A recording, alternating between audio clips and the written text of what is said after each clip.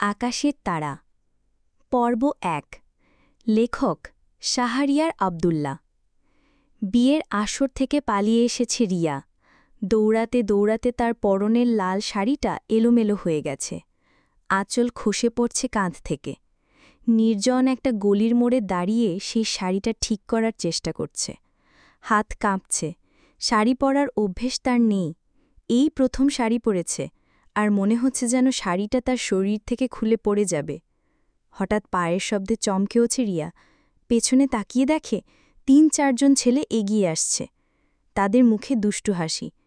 একজন দাঁত বের করে হেসে বলল, "কি ব্যাপার ম্যাডাম, শাড়ি পরতে জানেন না নাকি? চাইলে আমরা হেল্প করতে পারি। আমরা তো শাড়ি পরাতেও পারি, খুলতেও পারি। কি বলো, পরিয়ে দিব?" তার কথায় অন্যরা হো হো করে হেসে উঠল। আরেকজন ফিসফিস করে বলল,